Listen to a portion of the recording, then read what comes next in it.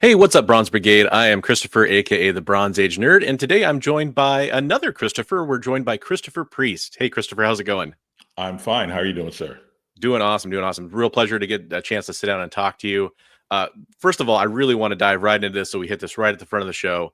Exciting, we have Vampirella coming back, written by you, with the new Vampirella 1 relaunch coming out next month. So I know fans are going to be excited. Can you kind of tell us a little bit about the new book coming out? Well, she never actually went anywhere, but it's I think I don't know that it's a new book so much as it's a new volume. Right. Dynamite brought me in for volume 5 to work on Vampirella's 50th anniversary. That ran about 25 issues, which culminated with the with a wedding where Vampirella may or may not have married Dracula, depending on how you look at it. It's a long story. Um, And I just assumed that they actually it was my idea to end that series, end that run with 25, because I didn't want the book to get canceled with 27 and a half or 32 or some odd number like that. I wanted it to, let's have a nice round volume that, that kind of makes sense. Um, and then I just assumed that they were going to bring in a new creative team for the main Vampirella book. And I went off and did a couple of mini series because we had left it where we left our continuity off with Vampirella being married. So we wanted to explore that, and we kind of did that in a book called Unholy, Yeah. where Vampirella was trying to purge her husband of the Dracula virus, of this genetic bomb that could actually terraform him and transform him to resurrect Dracula. So we had to get rid of that because that's not good. And then we needed to get rid of the husband because we don't want her to be married forever. So we killed two birds with one stone there. And at the end of that series, she realized that she was pregnant. Cliffhanger.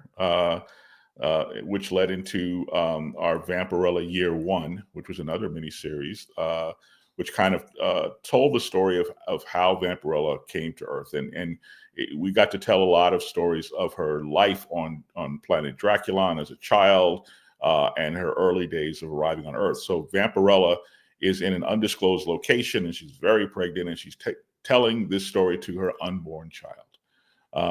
And that's basically our year one series. On the other side of at the end of year one, she goes into labor, and she has to get rushed off of this. She was actually on this secluded island, so she now has to be rushed off the island to the mainland, um, which led into another miniseries called Rage. Vampirella wakes up. She ends up being shipwrecked trying to get off of this island. She awakens in the hospital, and she's told that her baby died, that the baby is gone. Um, then she finds out that the baby is not dead, that the baby has been stolen by these crazy cultists. So she hunts the crazy cultists down. Um, and by the time she finds the cultists, they are doing something horrible with the child, and the baby ends up dying anyway, which really pisses her off. Hence the title Rage. So in Vampirella Rage, instead of Vampirella being sort of the good guy or the positive protagonist of the book, now she is the shark. She is the one that's hunting down every last person that was involved in this conspiracy to steal her baby. She hunts them down to kill them.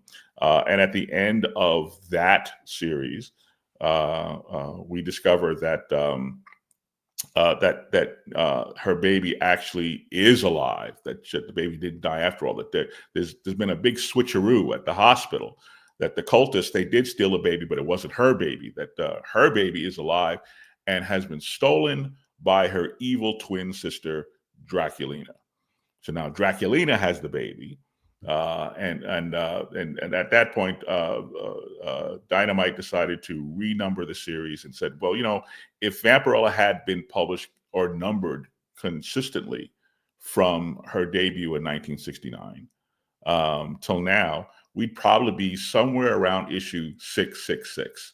So they renumbered the series to catch up with where that that virtual number would be. And we launched we had a new story arc beginning with issue number 666, where Vampirella is going up against Draculina, and they're sort of having this custody battle over the kid. Vampirella gets her baby back at the end of that story arc, and that kind of leads us to where we are now, where this new volume 6, which launches in March, Vampirella is now a single mom. And I should stop and say, for people who don't read or haven't read our book, the Vampirella, this book is basically about a single woman trying to make it on her own in the big city. It's not an exotic book. It's not, it's not it's not about Satanism or the occult or anything like that. It's about, Vampirella is a woman who wants what we all want. She wants community, love, purpose, that kind of thing. The only problem is that she happens to be a vampire from outer space.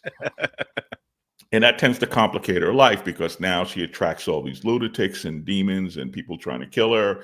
And she has a meddling mother, vampire mother, So now she has all of this, piled on, and she has this baby, it's her baby. This story arc begins, and it's a story about postpartum depression. It's a story about postpartum depression, if left untreated, can lead to very serious emotional and psychological consequences. Basically, she has this baby, but the baby had been taken from her at childbirth. So she never had a chance to bond with the baby. Right. So now she's home with this baby, and the baby is just a stranger to her. And the baby is driving her crazy. It's literally driving her. She doesn't know what to do.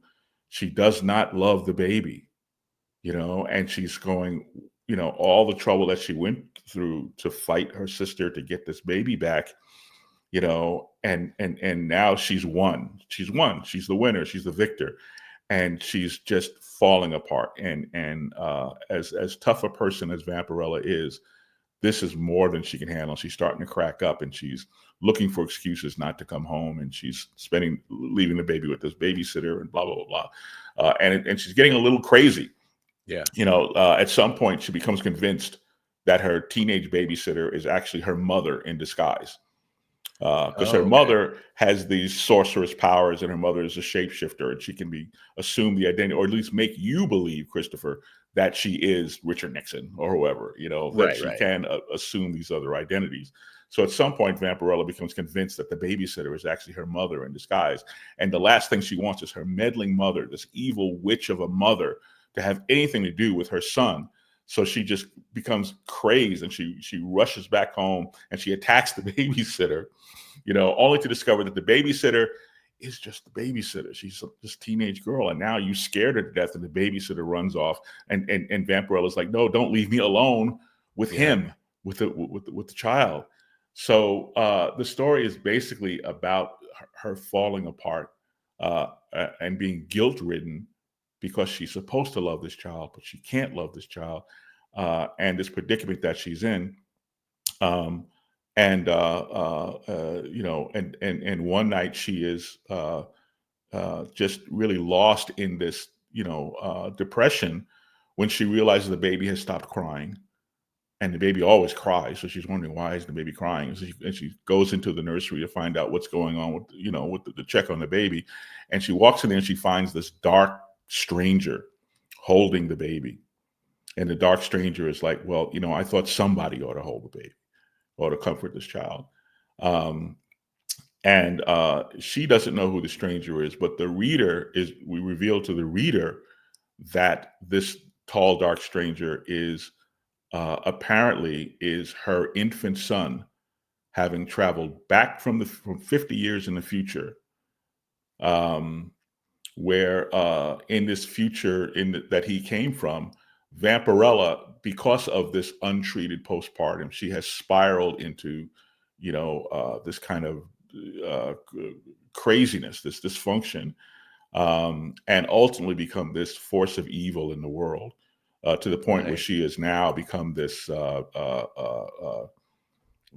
world conquering. Kind of tyrant kind of character. Yeah, exactly. Yeah.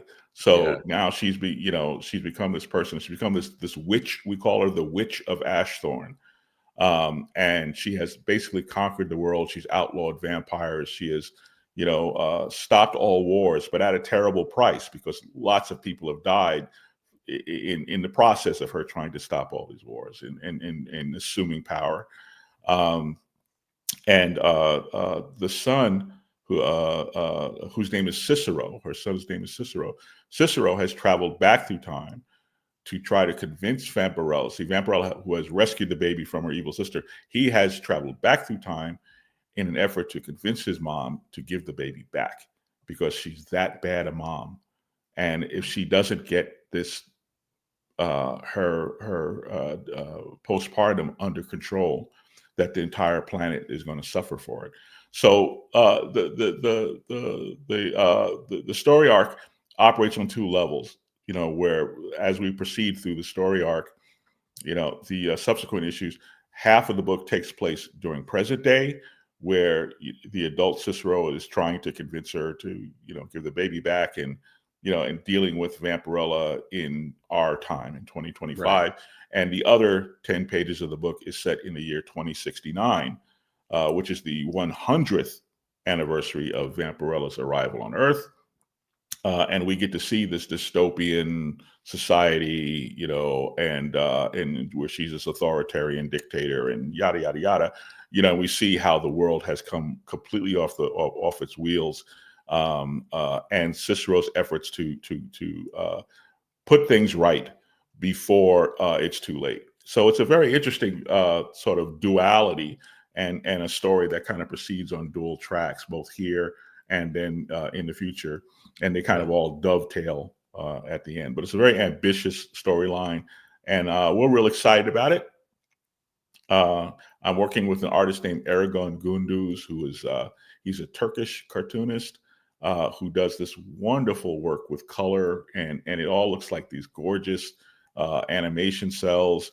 And Ergun just has a wonderful sense of humor that works really well with mine, and he really picks up on a lot of the nuances and a lot of the fine details that are in the script here. But it's a Vampirella story like we've never seen before, and Yeah. and it's just a whole lot of fun. And I think also it kind of delves into a very serious subject. Uh, Definitely. Anyone who's ever had a kid, like you watch TV and like the TV people, they come home from the hospital with their little bundle of joy and everybody's happy, and the birds are singing and all that stuff, and the flowers are blooming.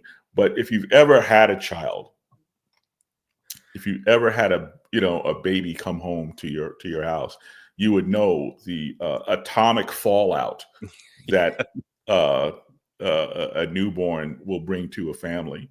Absolutely. Sheer Um, chaos. well, it represents a real paradigm shift for the whole family, for Yeah, everyone definitely. involved. For mom and dad, for any existing siblings, that for the dog, the cat's jealous of the Yep. baby. And then the baby's not sleeping, and and if you're not really ready for it, if you haven't really prepared for it, maybe taken a few classes, maybe gone to a priest or an exorcist, maybe, this can be sudden and something. There's two things that really tend to unsettle married couples. One is having a baby, and the other is moving of Yeah. all things. Is very stressful and makes people kind of crazy.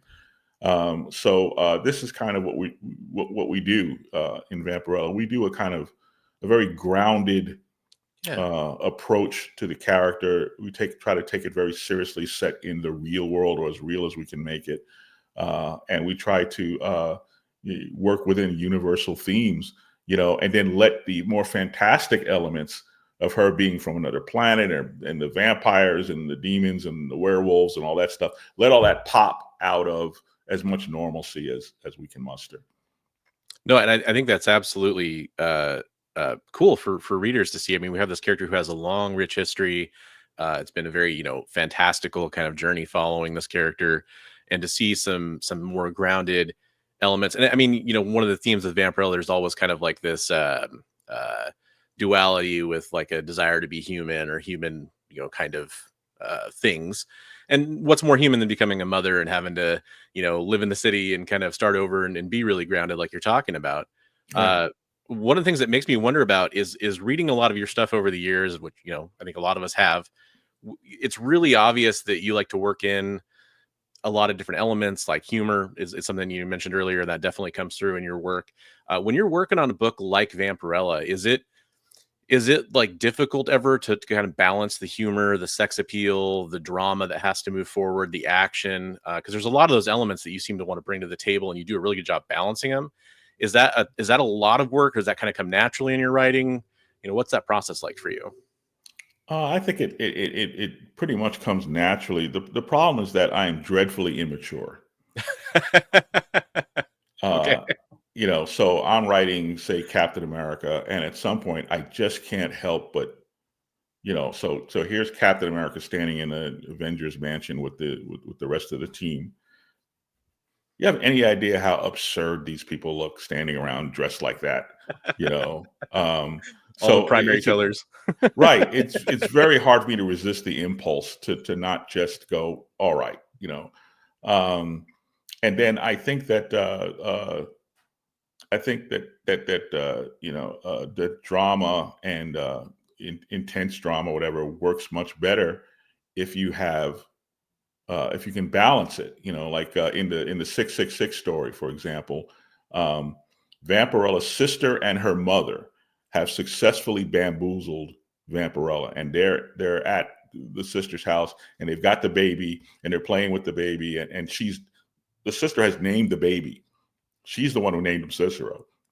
She's named the baby, and mom and sister mom and Draculina are having a great laugh over this, and they're having a great time. And then we do this gag where they have this indentured servant who's kind of a demon type guy, and he has to go and change the diaper and do all this other stuff. And there's a little funny stuff going on there, and then the doorbell rings, and this psycho shows up. This guy named Shane, who is a Apollo era astronaut who it's a long story, but he's kind of a murderous psychopath and former astronaut who is walking around in the pressure suit, in the NASA pressure suit, but it's blood stained, and he's got that knife, and he shows up with all these balloons, and he gets in there, and it turns into this bloodbath where he's attacking them and they're attacking them. And 2 pages later, like, everybody in the room, including the baby, are all dead,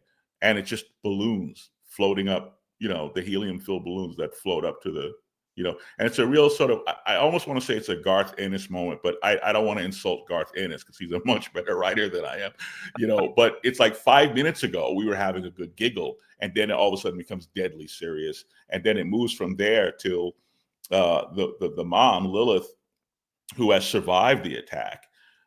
She goes to where they have imprisoned Vampirella, and she is letting Vampirella out of the prison, and she is, for the first time in her very long life, very sorrowful for what she did to Vampirella for having stolen the kid and blah blah blah. And there's Yeah. a way for Vampirella to fix it by going through this mystic portal and doing sort of a Groundhog's Day and flipping things around to get the kid back.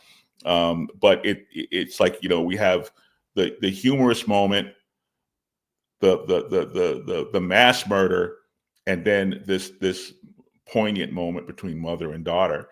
And that's kind of how I like to roll. I like to just, I guess every writer wants to write what they want to read. Hmm. Or if we were doing a movie, or in this case, like a Netflix series, I kind of approach Vampirella like, what if this was on Netflix? How would they do this on Netflix? At least that's my motive. This is how I think that they would do the Netflix show. Yeah. Um, and I would want to move from, genre to genre to genre, from moment to moment to moment. So that's kind of how I would like to invest in most everything that I write. It's so funny that you say that, because when you were describing the onset of this new series, and she's in the city, she has this new baby, I was seeing that very cinematically. Part of that's because you're a great storyteller, but also part of it, I think, is maybe because of that approach. I could see that kind of playing out on the screen, sort of, so to speak.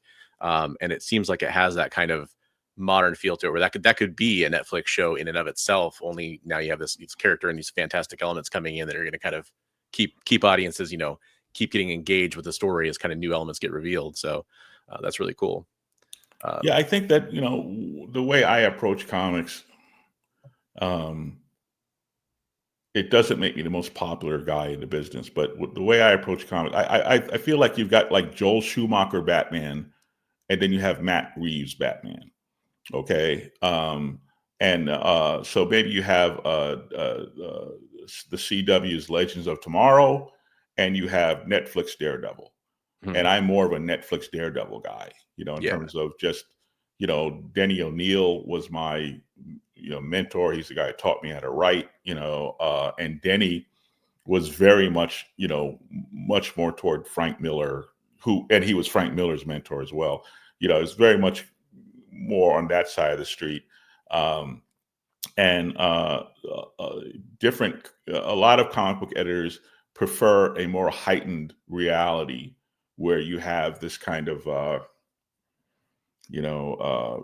Bruce Wayne goes to a Batman themed fast food restaurant, and he brings like all the Robins, they're all in their secret identities, but they go to this, this Batman themed restaurant where Bruce Wayne is in a suit and tie at a fast food joint, and he's eating a bat burger with a knife and fork, and hilarious, and I go, he would never do that. He would never set foot in a place like that. If anything, he'd send him Batman would send him like, I would say send him a cease and desist notice, but I don't think he would do that. I think he would show up at the corporation, whoever owns the corporation or whoever's on the board, the chairman of the board of the corporation. He'd show up at the chairman's, penthouse, in the middle of the night. He'd wake him up, this rustling in your bedroom, and you look up and Batman is friggin' in your bedroom, and he's like, "Close down Bat Burgers."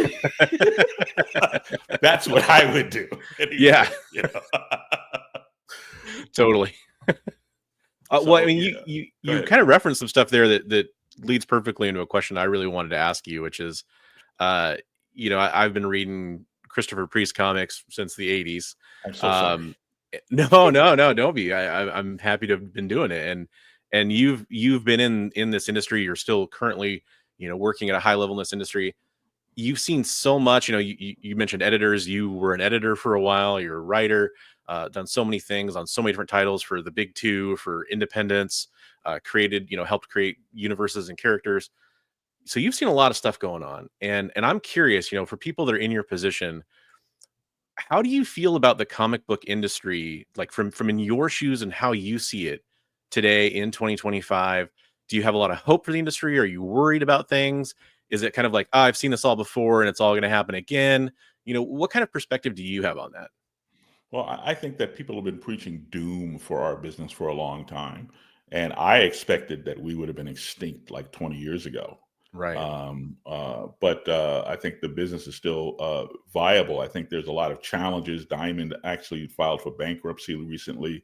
So there's obviously a bunch of challenges, but at the same time, there's a great deal of diversity and a lot more opportunity today through Kickstarters, through Image, and a lot of these other independent outlets. So what I'm concerned with, though, is a certain homogeny. And let me explain what I mean by that. Is that let's go down memory lane. Let me tell you something. Back in my day, you had Denny O'Neil, who was running the Batman department. You had Mike Carlin, who was running like most of the mainstream DCU books. Then you had Karen Berger upstairs, who had running Vertigo, and now you had the Neil Gaimans and those ilk up there doing the hoity-toity stuff, and then you had Andy Helfer, who was working with Keith Giffen. They were doing Justice League International, and they were doing Ambush Bug and Blue Beetle and things like that. but there was this enormous diversity of opinions, and no two of those people agreed on anything or got along with anyone. Okay, now you skip ahead, and a lot of the artisans, a lot of the experience, a lot of the institutional memory has moved on. Yeah. And what happens is, now watch a grown man cancel himself. What happens is a lot of times when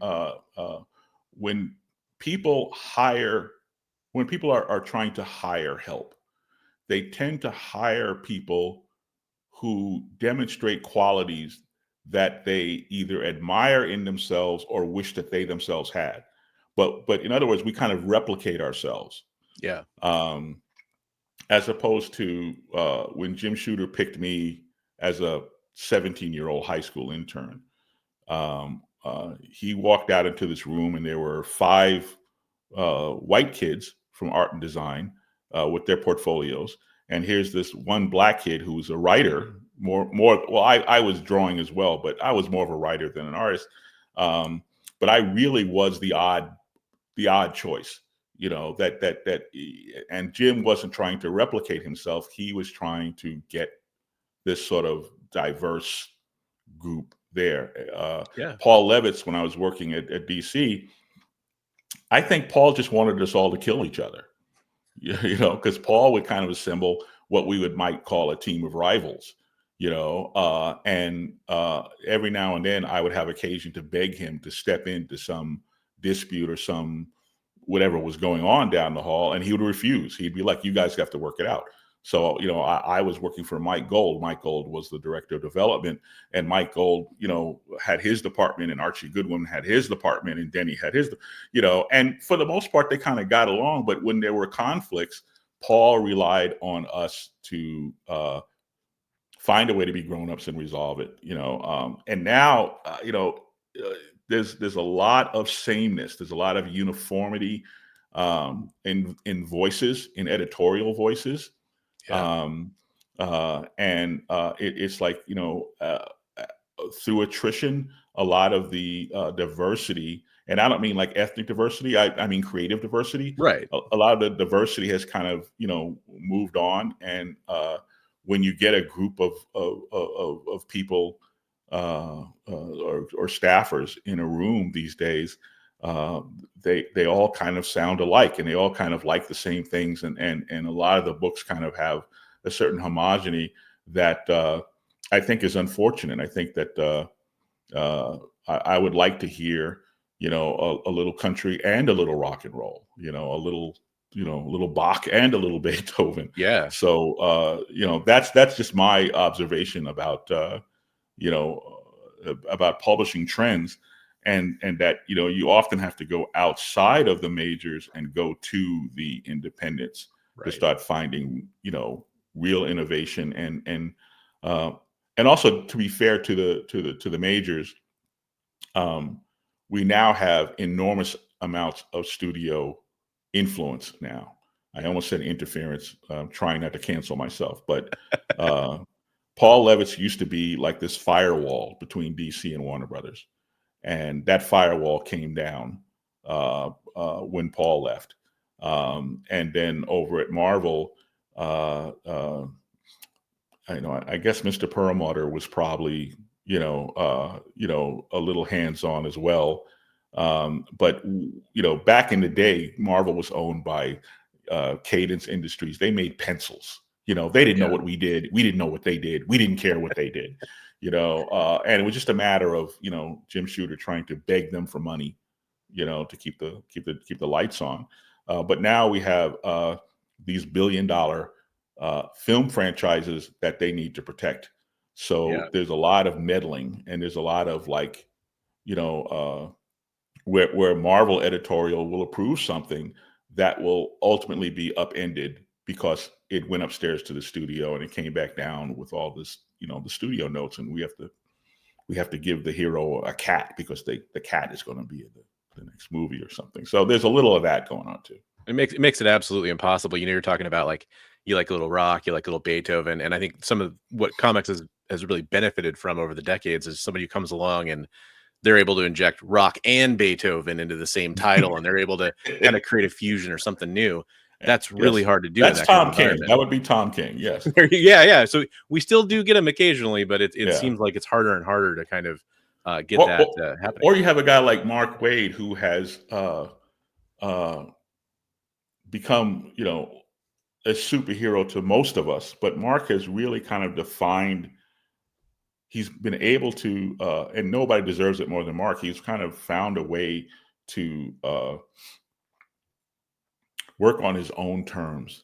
And he's carved out the Mark Waid wing of the DC universe, where he's just like, you know what? I'm happy for whatever you're doing over there. That's really great. But I'm going to have my own little J.J. Abrams sort of Kelvin universe, Mark Waideville, where he is able to be creative. And I think that Mark really has his, finger on the pulse of the classic comic book fan. And this is the meat and potatoes of, particularly of DC, where he's like, you know what? I know how to speak their language, and I know how to craft this kind of adventure. So so we have those extremes. I mean, Mark does a very interesting thing, and then Tom does. I think Tom scares people. I know I scare people. I think you put me on a book, I'm going to be provocative. I'm going to be different. I'm going to ask myself, and I'm going to ask you. I'm going to ask more of the company. What have we not seen Ant-Man do? What new thing can we say with Ant-Man? And that may be inject a bit of uncertainty that publishers are not necessarily happy about. No, absolutely, for sure. And I think that's I praise you for doing that, because we need more of that. So I love it. well, we sent Superman into space, and I got him lost in space. And there is the disconnect right there, because apparently, if you ask me, and then I asked a bunch of people, I asked a bunch of knowledgeable fans, I asked a bunch of retired, comics pros, including people that used to edit Superman, who shall remain nameless. But I made an informed decision that Superman, that Kryptonians cannot fly faster than the speed of light. And if on their own, if he's out there with the Justice League, and Green Lantern is zapping him with the ring, or he's on a spaceship with with somebody or whatever, with Hawkman, that's fine. Okay, but all by himself, just him in a cape, I don't think he can fly faster than the speed of light. So if he cannot fly faster than the speed of light, it will take him months to leave the solar system. Right. And then his power levels will fluctuate depending on how close he is to the sun, what kind of sun it is, the levels of radiation, yada, yada, yada, yada. So there's all this scientific stuff that goes in there. Okay. But even as we were printing, this is Superman Lost. This is the series that we did last year. And even as that series was coming out, in other books, Superman was flying off to Waterworld, and Supergirl was flying off to some other planet in another solar system. And it was just like, it was like they were taking a vacation to Bermuda. It was like no big deal, and I'm going, he can't do that. She can't do that. That's right. It's just, it doesn't make sense that they could do that. So I think I just irritate people, to be honest with you. I mean, that speaks. I had a conversation with Jim Shooter where he kind of spoke to some of that kind of philosophy, and it feels like you have to remember, like, these characters are here, they can't be there. Like, it's a continuity problem for people. We want our readers reading multiple titles, and if they're like going, wait a minute, how is this person there when they're supposed to be over here? It doesn't add up, and it does feel like there's a lack of that these days, where it's sort of more, whatever we think is good for that book and will sell for that book, that's what we're going to do. But readers want that sense of a shared universe, and they want it to all sort of make sense in that world. Yeah, but I think that at some point it became so hard to keep all that stuff straight. True. But if you have one book where Superman can fly faster than the speed of light, and one book where he cannot fly faster than the speed of light, then that becomes a bit confusing. Yeah. So we see things We see things like that. I just feel like he's only Superman here on Earth. And in fact, he may only be Superman in Metropolis, but he's only Superman as we understand Superman under these circumstances, under these specific parameters. The minute this guy leaves these sets of parameters behind, now we introduce a bunch of variables. Okay. And I think what makes him Superman, when I say Superman, I'm talking about the strength of his character. I'm talking about him being on an alien world, and that world comes under attack. But meanwhile, here's this spaceship that has a faster than light drive. So here's his Uber to get him back to Earth, right? So he has a chance to get back to Earth, but he refuses to take that chance because he will not abandon these people. That's what makes him Superman, not the powers. It's who he is that makes him Superman. So these kind of creative opinions or disagreements are that's kind of what the business is what the business is about. I think that if you take away all peril and all stressors, whereas Superman is so powerful and we could just zip across the galaxy effortlessly, and so forth. I think it's like I remember the good old days when Iron Man would run out of juice, and the George Tuska stuff, and he's got to like crawl across the floor to get to the electrical outlet. And I loved that. I loved that. Like Iron Man 3, they kind of ruined it when all of a sudden, what's his name with the rings? The Mandarin. The Mandarin. They kind of ruined it when they turned the Mandarin into a joke. Because you gotta admit, the first half of that movie, they had you with the the Mandarin was bad, man. I mean, I was like, oh, now we're cooking, And then I went, oh, they made him Marvel. But what I liked about that movie was that they went back to the old Tuska thing, where Tony was, he was stranded and vulnerable, and the suit of armor was just a bit of junk until he could get it, back up and running again. Right. And that, what makes him a hero is not the mechanical suit; it's the guy inside, and what he's willing to risk. And this was all, just goosebump stuff, from Stan Lee and Roy Thomas and Jerry Conway and on and on and on, Len Wein and on and on and on, and I think, once you make, Iron Man so invincible that he's just boring, or Superman so powerful that he's just boring, come on. Yeah, you've kind of lost kind of the core of what got all the readers there in the first place and what makes people love the character. Yeah.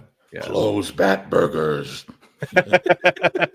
I'd give anything to write that story. Mark Waid had the Robin and Supergirl go on a date, and it was a perfectly charming, wonderful thing. And they meet at the restaurant and they go to but Christopher Priest, and I told him, when I saw him, we went to dinner, and I said, I could never write that story, because if I wrote that story, it'd be completely different. I mean, Kara would show up and see Robin sitting there in his costume, and she would think, what a nerd. I'm not going in there. I would be so embarrassed. I'm not going in there. And then even if they were in their costumes, why would anybody in the restaurant think that's the real Robin and the real Supergirl? Right. I had a bunch of like Mesopotamian gods, the Akkad. They were in my Black Adam series for DC. And I had these guys standing on a street corner, and they were having some sort of conversation, and they're in the full getup, and they've got the staff and the cape and the whole thing. And, and they're my version of DC's new gods, because I know DC would never let me work with the new gods. So I just made up my own new gods. There you go. So these guys just, they're hanging on a corner, and they're dealing with whatever the plot is. Mm-hmm. Okay. Police officer comes along, and instead of this being a DC comic, now it's a Marvel comic. Because a DC comic, they would probably go, oh, you're Mesopotamian gods, welcome, But a Marvel comic, the cop walks up and goes, you got to clear this corner. You can't be here, and the gods are introducing themselves to him, and he goes, yeah, that's nice, that's very nice, but get on to your little, cosplay convention or whatever it is. But just, you got to clear the corner. He doesn't for a minute think that they're actually gods. Right. He has no why would he? Yeah. So I like the audience for superheroes are over at Avengers Endgame.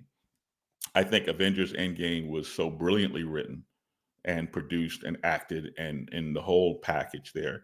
And I told Kevin Feige, I was on the set for Infinity War. Mm-hmm. And I told Kevin Feige, thank you for the dignity with which you treat our business and what we do for a living, and that you took it seriously. And yes, it had a lot of humor, it had a lot of warmth and action to it, but it had all of those elements that we've been talking about all in there. And I think that that's where the audience is. I think the audience is ready and willing to invest themselves in the story, and that we don't have to spoon feed things to them, and that we don't have to be overly protective of the characters. Right. I think we could get away with that, but I think that that's the nice meeting point between CW, Legend of Tomorrow, and Netflix Daredevil. Right in the middle, right in the nexus there somewhere is Avengers Endgame, and I think that's where the audience is. No, absolutely, for sure. And I couldn't agree more. Endgame was it was masterful watching that in the theater, and just kind of, I think every comic fan that's been reading for comics for years and watching things get translated to small screens and big screens was pretty taken back by that. and you weren't embarrassed to be there. Yeah, you weren't you didn't feel like you're you had proud to apologize to your wife or your mother or whoever. Like you went. You know what? Like The Dark Knight, the second Nolan film. How I describe that film is that movie was so good that it would work without the costumes. Yep. That Exactly. if nobody ever put a costume on and they just acted those roles out, we have Heath Ledger and Eckhart with the gun, and and he's like, let's inject some uncertainty, and he does the thing with the gun, and then Eckhart pulls out the coin, and it's like, heads you live, tails you die, and he's like, yeah, now we got, and I went, oh my God, I wish Christopher, it's like, it's those moments where I just get so angry because I go, why didn't I think of that? Where does he get those marvelous toys? 100%. No, you hit it right on the head. We have a little time left, and I really wanted to ask some questions from my viewers. Oh, I'm sorry, I'm running my mouth. Go ahead. No. I could sit here and listen to it all day. Yes, yeah. But I definitely, one of my wonderful things about doing this channel is I got some wonderful viewers that asked some great questions. So one of the questions that came in, this is from Krishna Draws over on YouTube. You wanted to ask if we could ask you about your desire to ever return to Power Man and Iron Fist, because he absolutely loved that run. Really thought you and Mark Bright really shook that book up and made it awesome, and was curious if you'd ever have a desire to return to that.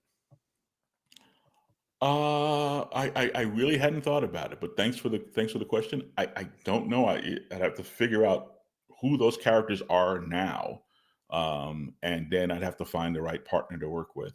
But we had a great time working on that. Awesome. Hydra Asylum Comics, also over on YouTube. Actually, this will bring up Mark Bright again. Thought that they wanted to know what the inspiration behind Quantum and Woody was. And if you read any of the series after you guys were on it. The inspiration for Quantum and Woody was Power Man and Iron Fist. Fabian Nicieza, the creator of Deadpool, he was the editor-in-chief over at Acclaim Comics. He called us up and said, hey, we want something kind of like Power Man and Iron Fist. So I thought, why not call the guys that did Power Man and Iron Fist? I talked to Mark about it, and Mark said he was kind of, as always, he's reluctant to sign on to anything. But he was like, well, I'll do it, but I don't want the black guy to be, the butt of the jokes. Like Luke was always kind of the butt of the jokes. So we kind of switched the dynamic, and we made like the white guy the kind of outrageous, we made Woody the kind of outrageous guy. Yeah.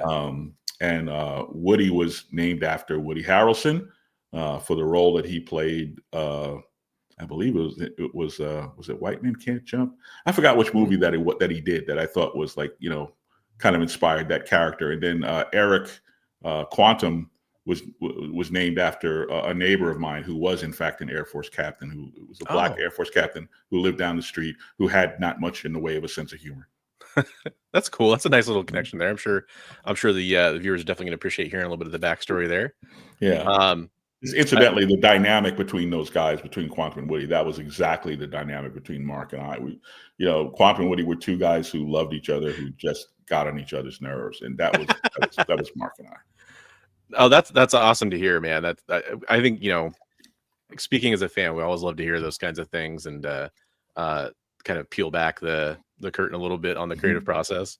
Mhm. Um, I had a viewer on my Discord who's actually a comic writer himself. His name's Thomas Wortley. He said he'd love to know what characters you already worked on that you'd like to revisit and maybe take in a different direction. He also threw in that he's been a fan of your scripts for years, so really big fan. Well, thank you for that. I appreciate it. I really have to think about it. It's just every time we think about other characters, I'm like, that's work. I'm like, oh my God, that's the work.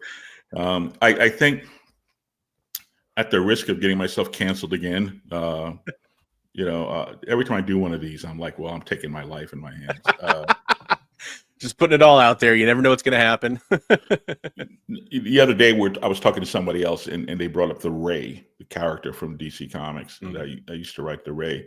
Um, I think what I would want to do with the Ray. At some point, DC decided that for whatever reason that the Ray was going to come out, and he was going to come out as bisexual or gay. Okay. I don't have a problem with him being bisexual or gay, except that the character was not bisexual and the character was not gay. Right. That's not how you do diversity. You don't just take a character and paint him brown, or take a character and turn him, either race swap or gender swap the character. That's really not how you do it. I think Yeah. to have real diversity, let's build a character from the ground up. Or you have a character like Jericho, Deathstroke's son, who was, in my opinion, pretty much from day one, that George and Marv Wolfman, they were telegraphing that Jericho, that he had a different sexuality.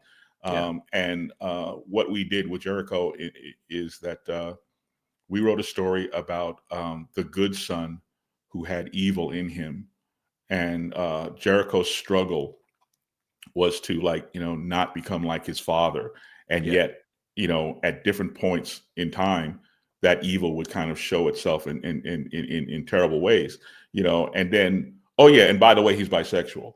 You see what I mean? We didn't Yeah. lead with the fact that we didn't wear it on his sleeve. It's like that wasn't the only reason the kid was around, was that he was Right. bisexual. That was part of his personality, part of his makeup as a human being. But that's what so I don't like it when we just go, well, here's a Black character who has this lightning power, here's this Black partner who plays basketball, or whatever the story is. It's like, Yeah. no, here's a character who has these attributes, who happens to be Black. I'm a Yeah. writer who happens to be Black. I am not a Black writer. Right. That Right. kind of thing. So if anything, I'd probably want to go back to Ray and not necessarily change him back, but I'd like to tell the story. I think if I have to criticize that decision, the decision to change him, I don't criticize that decision. I criticize the fact that they didn't show the journey. Everybody Yeah. that I know personally who has come out, they all have gone through a journey, and many have gone through a terrible struggle where they were questioning themselves and their sexuality, and how it's going to impact their family and their friends, and will their friends Mhm. desert them, and oh my gosh, and blah blah blah. Trivializing that is, I think, the problem, and that's the thing that I object to. So if anything, if I was going to revisit a character, I would revisit the Ray, and if we're going to do this, then let's tell that story, because I think that's a story that needs to be told.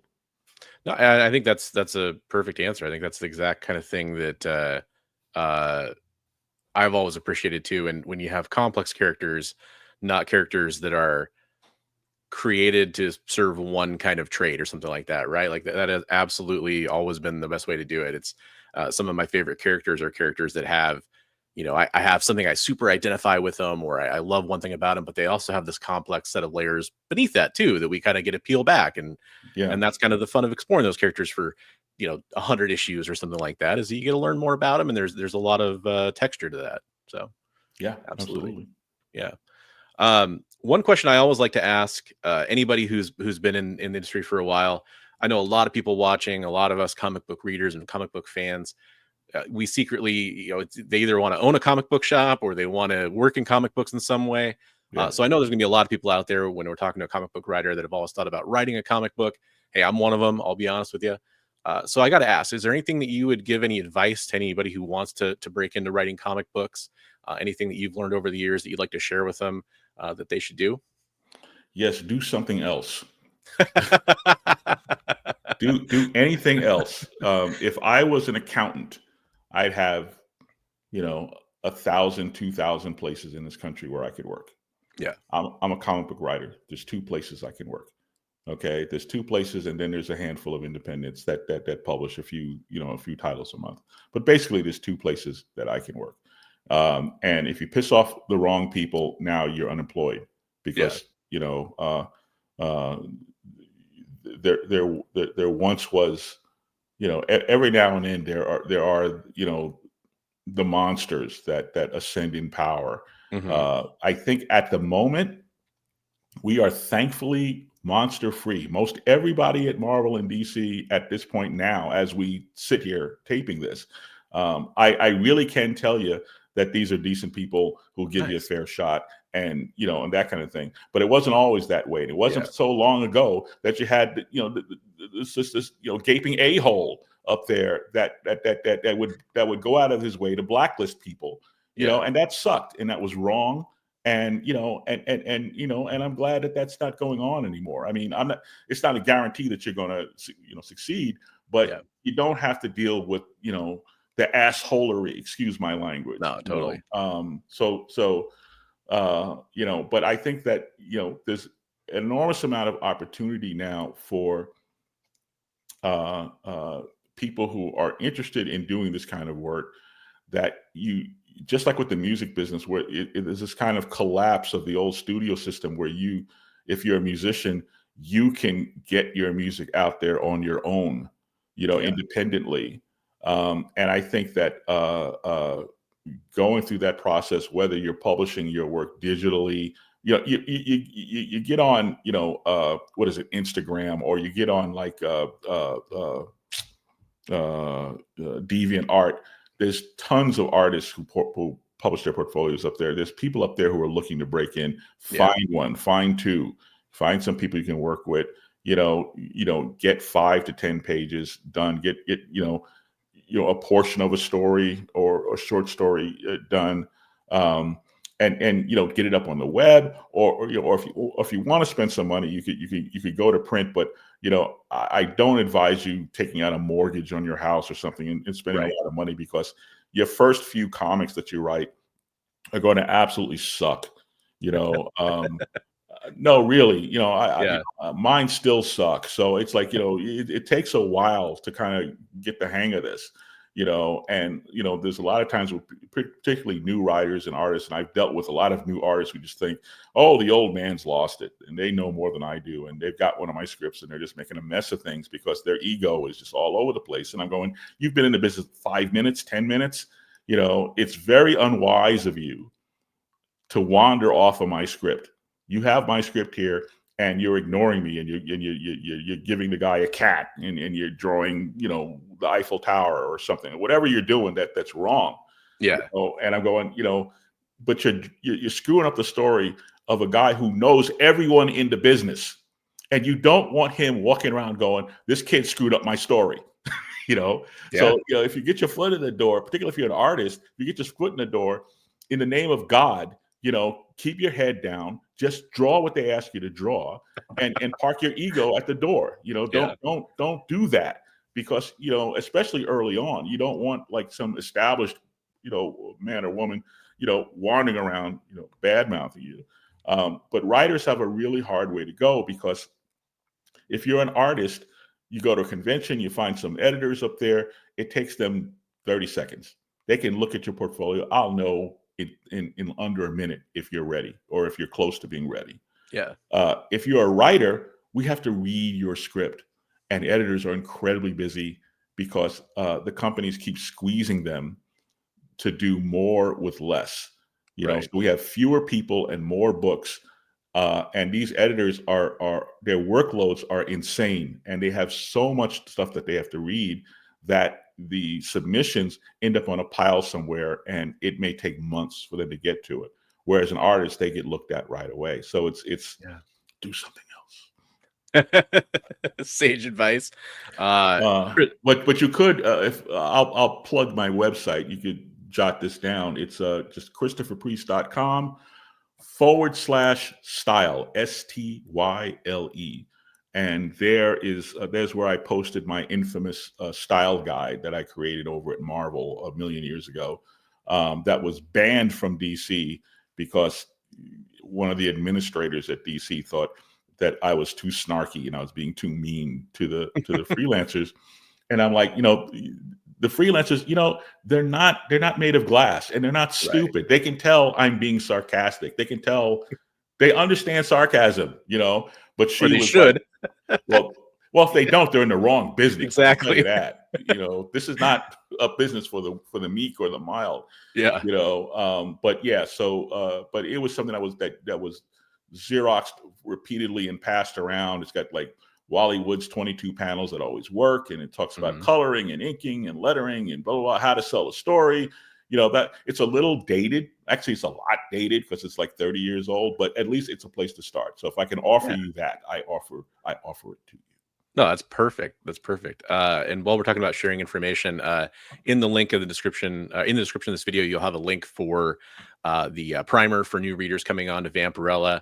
Which is, again, yeah, it's a big reason why we're here. We're talking to Christopher Priest about his career and all the things he has to share with us. But hey, keep in mind, we got Vampirella #1, kind of a new chapter in the story coming out next month in March. Unfortunately, for the time of recording for this video, when it comes out, we'll have missed FOC for issue 1 by a couple days. But hey, I got a little secret for everybody out there. There's a lot of variant covers for Vampirella 1 coming out with great artists like Mark Spears, Elias Chatzoudas, all kinds of great artists on it. I guarantee you, your shops were ordering extra copies because they wanted to get some of those awesome ratios. So definitely make sure you hit up your comic book shops, go look for a copy of issue 1. And hey, it's not too late to get issue 2 added to your pull list, and the issues coming out after that as well for Vampirella. So go out there, get it pre-ordered, pick up copy of issue #1, and check out the new story from Christopher Priest and Dynamite coming out in March. I'm excited for it. I think it sounds like a really cool chapter. I love the setup you gave us and the intro to the story. So I'm really excited for it. And thanks for coming on and sharing, telling us a little bit about it. Hey, thank you so much. Thanks for having me. I appreciate it. I had a good time. It was a lot of fun, Christopher. You have a lot of great stories. Hopefully we'll get a chance to chat again soon. Yep. Good deal. All right, man. You have a great day. Thanks everybody for watching.